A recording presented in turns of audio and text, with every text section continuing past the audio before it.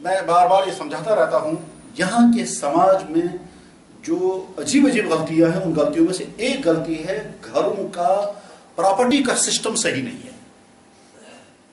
اس کی وجہ سے ٹکراؤ اور ظلم ایسے عجیب عجیب ہوتے ہیں کہ عقلیں حیران ہو جاتی ہیں. باپ دکانداری کر رہا ہے، بیٹا کالج پڑھ رہا ہے، پڑھتے پڑھتے وہ کالج سے نکل آیا، باپ نے کہا چلو تم بھی دکان پر، یہ لگ گیا دکان پر. اس بیٹے کو کچھ پتا نہیں بچوس کیا دکان اس میں، بچہ ہیلپر، بچہ ملازم، بچہ پارٹنر، کیا چوس کی ہی نا کیا سر تم سورو شمس میں کیا بچہ سیکھ نہیں. اس کے بعد دوسرا بچہ ہے وہ کالج پڑھ رہا ہے، وہ بھی دوسرے بچے نے پھر کیا کیا صاحب، اسے ملازمت کر دی. وہ ملازمت کر رہا ہے، وہ بھی لا رہا پیسہ، کچھ جیب میں کچھ باپ کو. آگے چل کر کے باپ کی وفات ہو گئی. اب یہ جو پراپرٹی تقسیم ہو گئی تو ہو گئے جھگڑے. بڑا بھائی کہتا ہے بس وہ ہم ولی سے ضرورت میں ولی سے میں کہتی ہوں بس ایسا کہتا نہیں کہ تیرے وہ ولی کا جو ثبوت ہے. اب اس کا کوئی حل ہی نہیں نکل سکتا. کیوں نہیں نکلے گا؟ نہ کسی جج کے پاس اس کا کوئی حل ہے، نہ کسی مفتی کے پاس اس کا کوئی حل ہے، نہ کوئی محل پریزیڈنٹ کوئی اس کا حل نکال سکتا ہے. 20 سال یہ آدمی اپنے باپ کے ساتھ دکان پر رہا. اس 20 سال میں اس کی حیثیت کیا ہے کچھ پتا نہیں. جب پتا نہیں ہے تو کیا دیں گے اس کو؟ ہم اس کو ملازم مان کر تو پھر تنخواہ دیں گے. مگر ہے یہ بیٹا تو ملازم کیسے مانے؟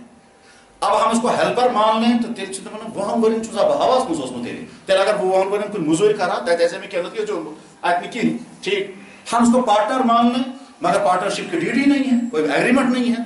اب کہیں گے تجھے کچھ نہیں ملے گا تو ہوا اس پر ظلم، اور اگر کہیں گے ملے گا تو ملے گا کس بیس پر؟ اب جو ٹکراؤ شروع ہو جاتا ہے وہ کبھی حل نہیں نکلتا. مجھے ایک دفعہ اس کے قریب میں ہی کسی جگہ سے اسی خطے سے آئے ایک بھائی بہن. بھائی کہتا ہے جناب میں بہت بڑا افسر تھا، بہت بڑا افسر تھا. میرے باپ نے کہا مجھے کاروبار میں آدمی کی ضرورت ہے، یہ افسری چھوڑو تو کاروبار میں آ جاؤ. میں نے افسری چھوڑ دی، میں کاروبار میں باپ کے ساتھ لگ گیا. 30-40 سال میں نے باپ کا کاروبار چلایا کروڑوں کا. اس کے بعد باپ کی وفات ہو گئی. باپ کی وفات ہونے کے بعد اب میری بہن یہ کہتی ہے کہ اب جس میں حصہ اسلام یہ کہتا ہے کہ بہن کو ملے گا 1/3، 2/3 مجھے ملے گا. مگر میں جو 30-40 سال میں نے اپنے باپ کے ساتھ کام کیا ہے اس کا مجھے کیا ملے گا؟ اب وہ کہتا ہے اگر میں افسر ہوتا میری 1.5 لاکھ تنخواہ ہوتی، 30 سال کی رقم اتنی بنی، اتنی رقم پہلے مجھے دے دو، باقی بعد میں تقسیم کرو. بہن کہتی ہے تو باپ کے ساتھ تھا، تجھے 30 سال کا کیا ملے گا؟ بس جھگڑا چل رہا ہے، عدالتوں میں پھنسے ہیں لوگ. اپنے معاملات صاف کریں. اچھا شرماتے ہیں.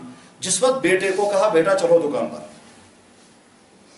اس وقت نچس کیا ون چکا میں نوکر، چکا میں ہیلپر، چکا میں مینیجر، چکا میں پارٹنر، کچھ پتا نہیں. شرماتے بھی ہیں، کہتا امس کیا بنوں. نہیں، اسلام یہ کہتا ہے معاملہ بالکل صاف. بیٹا آپ کو میں نے آج تک پڑھایا، کہ آپ کو جاب نہیں مل رہا ہے، آپ دکان پر، آج کے بعد آپ دکان پر ہیں، حیثیت آپ کی یہ ہے. آپ پارٹنر ہیں تو پارٹنر بناؤ اسے. کہ پارٹنر بنانے کے لیے جو اسلامی قانون ہے اس کو اپلائی کرو، اس کو اچھی طرح سے سمجھو اس کو اور پھر نافذ کرو. آج کے بعد میرا بیٹا میرا پارٹنر ہے، ساری دکان میری ہے، 10% اس کا ہے. 10% یہ پارٹنر کب بنے گا؟ جب اس کو حصہ دیں گے. رات سے گئی 10 ساس سترہ دکان آسمان صبح ہو پارٹنر. آگے چل کر تم جتنی محنت کرو گے، جس وقت میں دنیا سے چلا جاؤں گا پارٹنرشپ بیس پر تمہیں اپنا حصہ الگ ملے گا، باقی پراپرٹی تقسیم ہوگی تو تمہیں بھی حصہ ملے گا، تاکہ تمہارے 10-20 سال ضائع نہ ہو. ٹھیک کیا نہیں یہ؟ چلو جی جناب پھر آپ ایسا کرتے ہیں، آپ کو رکھتے ہیں ہم دکان میں ملازم، تنخواہ آپ کی اتنی، وہ تنخواہ آپ مل لیتے رہو، اپنے پاس جمع رکھو. چھس میں ہے بیٹا باپ کے ساتھ کھانے پینے میں، گھر چل رہا ہے ایک ساتھ. بیٹا جو کر رہا ہے وہ کام میں ملازمت کر رہا ہوں اس وقت اپنی دکان میں. یہاں رکھیں گے ہوش مش، کچھ پتا نہیں کیا ہے یہ. اور 10-20 سال کے بعد کہیں گے صاحب بابر یا دکان مجھے بعد اگر کارخانوں کو کیا ہوتے بہت سا حواس مز کا تو حواس مز ہی ہو. کیوں ہوا میں تھا؟ تم نے کوئی ڈیسائیڈ ہی نہیں کیا. یہاں کے 95% گھروں کا حال یہی ہے.